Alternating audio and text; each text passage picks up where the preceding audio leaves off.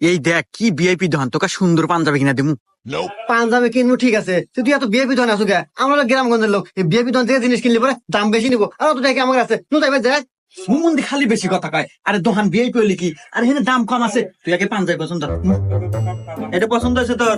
পছন্দ তো হয়েছে, তুই দাম কোন মেলা নিবে নি? এই ফকুনকে আবার দামের কথা কয় আগে নো। ভাইয়া এই পাঞ্জাবিটার দাম কত? ভাইয়া ওটার দাম 2000 টাকা। বললাম যে বিএপি দোকান আসেনি, এখানে দাম বেশি নাই, এখন সমাজ যাচ্ছিলা। চোয়ার দেখুন দাঁত ভেঙে গেলাম। কথা কবের থাকে ভাইয়া, ডিসকাউন্ট মিসকাউন্ট দেওয়ার দাম কত পড়বে ভাই? পাঞ্জাবি তো 2000 টাকা।